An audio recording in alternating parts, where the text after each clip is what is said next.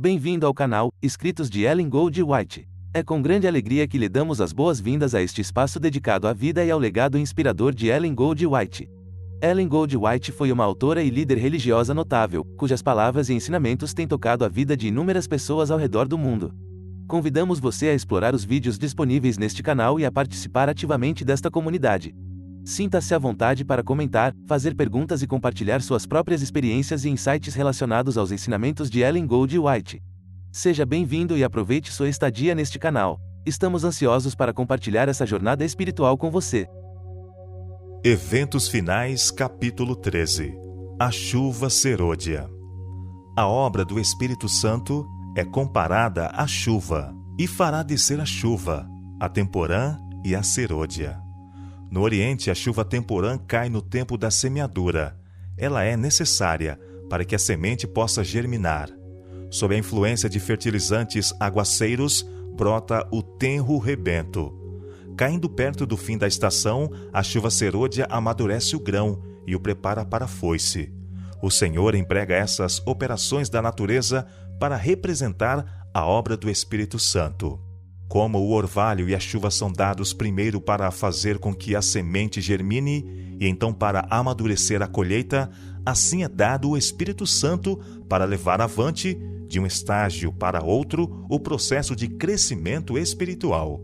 O amadurecimento do grão representa a terminação do trabalho da graça de Deus na alma.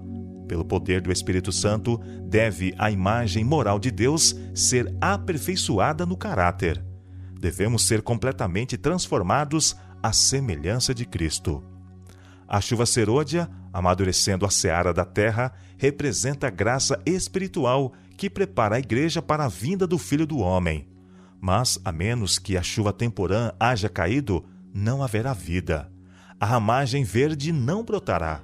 Se a chuva temporã não fizer seu trabalho, a serôdia não desenvolverá a semente até a perfeição.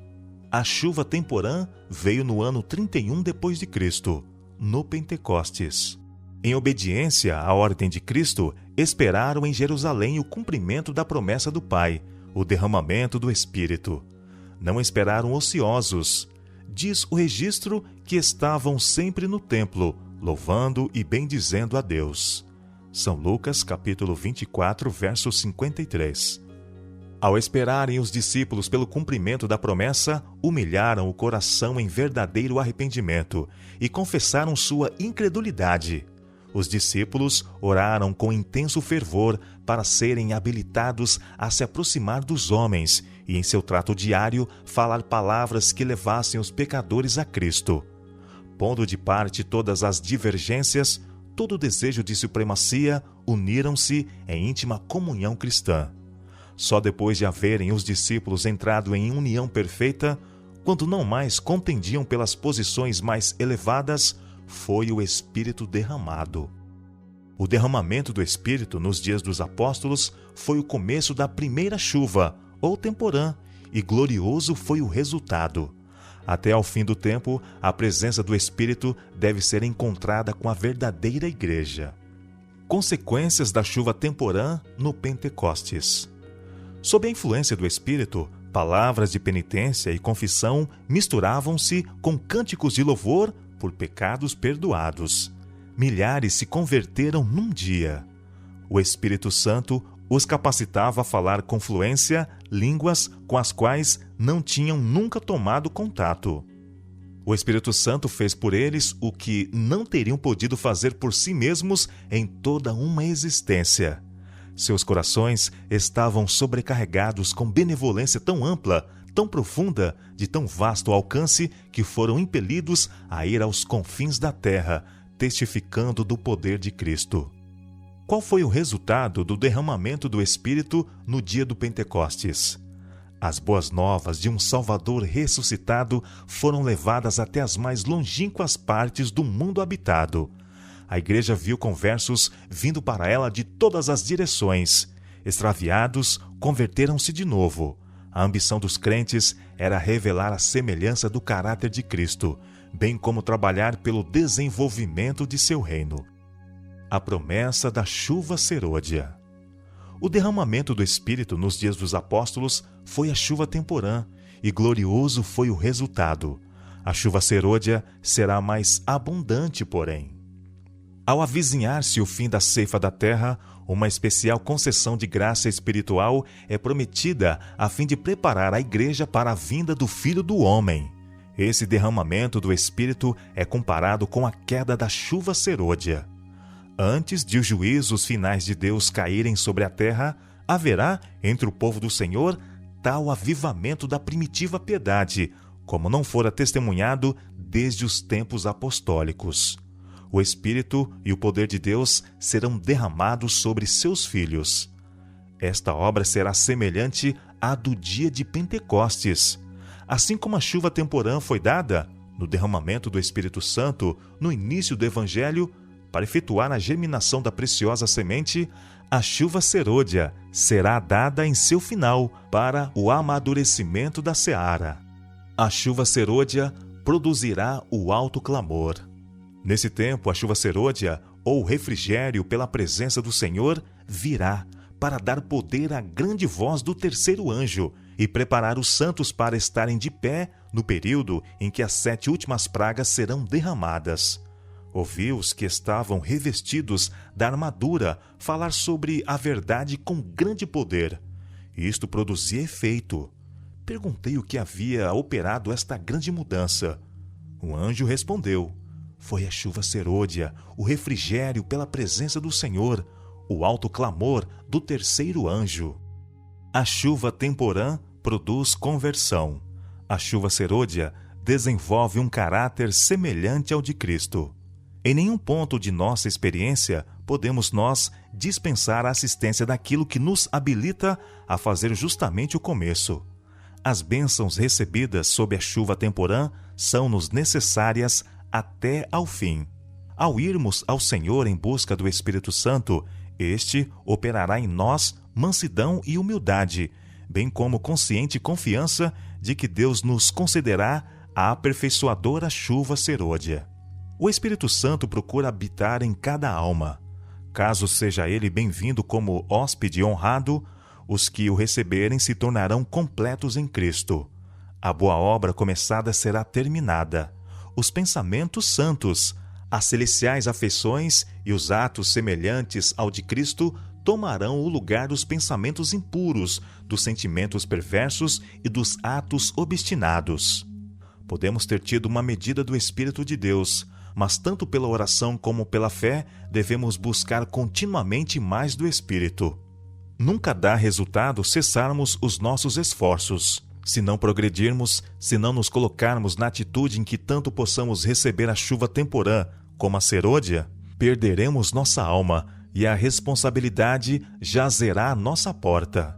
As convocações da igreja, como nas reuniões campais, as assembleias da igreja local e todas as ocasiões em que há trabalho pessoal em favor das almas, são oportunidades determinadas por Deus para dar tanto a chuva temporã como a serôdia. Quando o caminho estiver preparado para o Espírito de Deus, a bênção virá.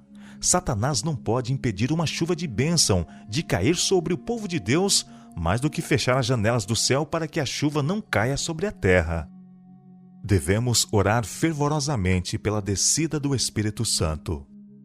Devemos orar tão fervorosamente pela descida do Espírito Santo como os discípulos oraram no dia de Pentecostes. Se eles precisaram disso naquele tempo, nós, hoje, mais ainda. A descida do Espírito Santo sobre a igreja é olhada como estando no futuro. É, porém, o privilégio da igreja tê-la agora. Buscai-a, orai por ela, crede nela. Precisamos tê-la e o céu espera para concedê-la. A medida do Espírito Santo que recebermos será proporcional à intensidade de nosso desejo. A fé exercida nesse sentido e o uso que fizermos da luz é do conhecimento que nos forem concedidos. Não estamos suficientemente dispostos a importunar o Senhor com nossas petições e a suplicar-lhe o dom do Espírito Santo. O Senhor quer que o importunemos a esse respeito. Deseja que apresentemos com insistência nossas petições ao trono. Precisamos humilhar o coração em verdadeiro arrependimento. Um reavivamento da verdadeira piedade entre nós Eis a maior e a mais urgente de todas as nossas necessidades. Importa haver diligente esforço para obter a bênção do Senhor, não porque Deus não esteja disposto a outorgá-la, mas porque nos encontramos carecidos de preparo para recebê-la. Nosso Pai Celeste está mais disposto a dar seu Espírito Santo àqueles que lhe o peçam do que pais terrenos o estão a dar boas dádivas a seus filhos.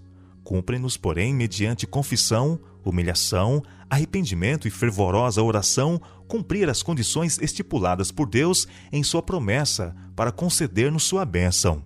Só podemos esperar um reavivamento em resposta à oração. Digo-vos que deve haver entre nós um reavivamento completo. Tem de haver um ministério convertido. Precisa haver confissões, arrependimento e conversões. Muitos que estão pregando a palavra necessitam da graça transformadora de Cristo no coração. Não devem permitir que coisa alguma os impeça de fazerem uma obra cabal e esmerada antes que seja para sempre demasiado tarde.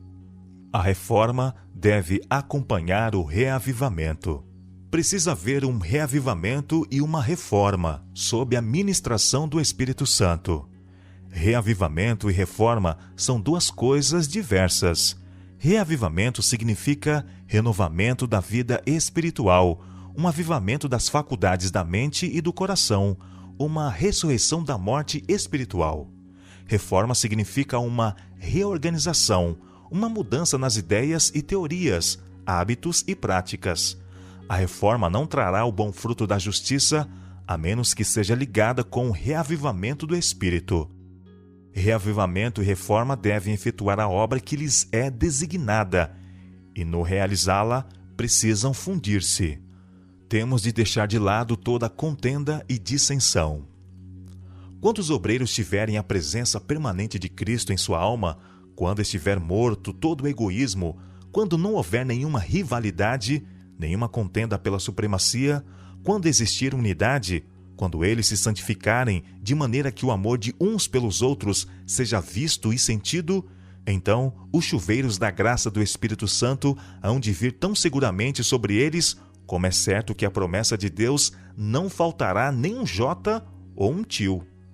Mas quando a obra de outros é diminuída, para que os obreiros mostrem a própria superioridade, eles demonstram que sua obra não apresenta a assinatura que devia. Deus não os pode abençoar. Para subsistirmos no grande dia do Senhor, com Cristo como nosso refúgio, nossa torre forte, temos de deixar de lado toda inveja, toda luta pela supremacia. Temos de destruir completamente as raízes dessas coisas profanas, para que não tornem a brotar na vida. Precisamos colocar-nos inteiramente ao lado do Senhor. Ponham de parte os cristãos toda a dissensão e entreguem-se a Deus para a salvação dos perdidos. Com fé, peçam a bênção prometida, e virá. Amai-vos uns aos outros. Cristianismo é a revelação do mais terno afeto de uns pelos outros. Cristo deve receber supremo amor dos seres que criou, e ele requer também que o homem nutra sagrada consideração por seus semelhantes. Toda alma salva, salvar-se-á por amor, o qual começa em Deus. A genuína conversão é uma mudança do egoísmo para a santificada afeição para com Deus e uns pelos outros. Os atributos que Deus mais aprecia são o amor e a pureza. Estes atributos devem ser acalentados por todo cristão. O mais forte argumento em favor do Evangelho é um cristão que sabe amar e é amável. É necessário haver entrega total. Deus não aceitará nada menos do que entrega incondicional. Cristãos indiferentes e corruptos não poderão entrar no céu. Eles não encontrariam felicidade ali, pois nada sabem dos elevados e santos princípios que governam os membros da família real. O verdadeiro cristão mantém as janelas da alma abertas em direção ao céu. Ele vive em comunhão com Cristo. Sua vontade está de acordo com a vontade de Cristo. Seu mais elevado desejo é tornar-se cada vez mais semelhante a Cristo. Não podemos usar o Espírito Santo. Ele é quem deve servir-se de nós. Mediante o Espírito, opera Deus em seu povo, tanto o querer como o efetuar, segundo a sua boa vontade. Filipenses capítulo 2, verso 13. Mas muitos não se submeterão a isto, querem se dirigir a si mesmos. É por isso que não recebem o celeste dom. Unicamente aos que esperam humildemente em Deus, que estão atentos à sua guia e graça, é concedido o Espírito. Desimpedir o caminho para a chuva serôdia. Vi que ninguém poderia participar do refrigério a menos que obtivesse a vitória sobre toda a tentação, orgulho, egoísmo, amor ao mundo e sobre toda a má palavra e ação. Deveríamos, portanto, estar nos aproximando mais e mais do Senhor e achar-nos fervorosamente à procura daquela preparação necessária para nos habilitar a estar em pé na batalha do dia do Senhor. Cumpre-nos remediar os defeitos de caráter, purificar de toda contaminação o templo da alma. Então a chuva serôdia cairá sobre nós, como caiu a temporã sobre os discípulos no dia de Pentecostes. Não há coisa alguma que Satanás tema tanto, como que o povo de Deus desempeça o caminho mediante a remoção de todo impedimento, de modo que o Senhor possa derramar seu Espírito sobre uma lagoicente igreja. Toda tentação, toda influência contrária, seja ela franca ou oculta, será resistida com êxito, não por força, nem por violência, mas pelo meu Espírito, diz o Senhor dos Exércitos. Zacarias capítulo 4, verso 6. A chuva serôdia virá, e a bênção de Deus encherá toda a alma que estiver purificada de toda contaminação. É nossa obra hoje entregar nossa alma a Cristo, para estarmos preparados para o tempo de refrigério, pela presença do Senhor, preparados para o batismo do Espírito Santo. Ser trabalhadores diligentes no serviço de Cristo. Quando as igrejas se tornarem igrejas vivas e atuantes, o Espírito Santo será concedido em resposta ao seu sincero pedido. Então, as janelas do céu se abrirão para os aguaceiros da chuva serôdia. O grande derramamento do Espírito de Deus, o qual ilumina a terra toda com sua glória, não há de ter lugar enquanto não tivermos um povo esclarecido, que conheça por experiência o que seja ser cooperador de Deus. Quando tivermos uma consagração completa de todo o coração ao serviço de Cristo, Deus reconhecerá esse fato mediante um derramamento sem medida do seu Espírito. Mas isso não acontecerá enquanto a maior parte dos membros da igreja não forem cooperadores de Deus. Quando a ignominia da indolência e preguiça tiver sido afastada da igreja, o Espírito do Senhor se manifestará graciosamente. Revelar-se-á o poder divino. A igreja verá a providencial operação do Senhor dos Exércitos.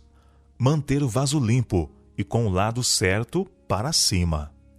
Não precisamos nos preocupar com a chuva serôdia. Tudo quanto temos que fazer é manter o vaso limpo e com o lado certo para cima e estar preparados para receber a chuva celestial, orando continuamente. Que a chuva serôdia caia em meu vaso, que a luz do anjo glorioso, que se une ao terceiro anjo, resplandeça sobre mim. Dá-me uma parte na obra, que eu soe a proclamação, que eu seja um colaborador de Cristo. Assim, buscando a Deus, permite-me contar-vos, Ele vos está preparando todo o tempo, concedendo-vos sua graça. A resposta poderá vir com inesperada rapidez e irresistível poder, ou poderá ser adiada por dias e semanas, e nossa fé passar por uma provação. Mas Deus sabe como e quando responder à nossa oração. Nossa parte da obra é pôr-nos em conexão com o conduto divino. Deus é responsável por sua parte da obra. Quem fez a promessa é fiel. A grande e importante questão para nós é ser unidos e do mesmo parecer, pondo de lado toda inveja e malícia, e como suplicantes humildes, vigiar e esperar. Jesus, nosso representante e cabeça, está disposto a fazer para nós o que fez para com os que oravam e vigiavam no dia de Pentecostes. Não tenho nenhum tempo específico de que falar, no qual tenha lugar o derramamento do Espírito Santo, quando o poderoso anjo descer do céu e se unir com o terceiro anjo na conclusão da obra para este mundo. Minha mensagem é que nossa única segurança é estarmos prontos para o refrigério celeste, tendo nossas lâmpadas preparadas e ardendo. Nem todos receberão a chuva serôdia. Foi-me mostrado que, se o povo de Deus não fizer esforços de sua parte, mas esperar apenas que sobre eles venha o refrigério, para deles remover os defeitos e corrigir os erros, se nisso confiarem para serem purificados da imundícia da carne e do espírito, e preparados para tomar parte no alto clamor do terceiro anjo, serão achados em falta. Temos a esperança de ver toda a igreja reavivada? Tal tempo nunca há de vir. Há na igreja pessoas não convertidas e que não se unirão em fervorosa, prevalecente oração. Precisamos entrar na obra individualmente. Precisamos orar mais e falar menos. Podemos estar certos de que, quando o Espírito Santo for derramado, os que não receberem nem apreciarem a chuva temporã não verão nem compreenderão o valor da chuva serôdia. Só os que estiverem vivendo de acordo com a luz que têm recebido poderão receber maior luz. A não ser que nos estejamos desenvolvendo diariamente na exemplificação das ativas virtudes cristãs, não reconheceremos as manifestações do Espírito Santo na chuva serôdia. Pode ser que ela esteja sendo derramada nos corações ao nosso redor, mas nós não a discerniremos nem a receberemos. Aqueles que não fazem esforços decididos, mas esperam simplesmente que o Espírito Santo os force a ação, perecerão em trevas. Não vos deveis deixar estar tranquilamente, sem nada fazer na obra de Deus.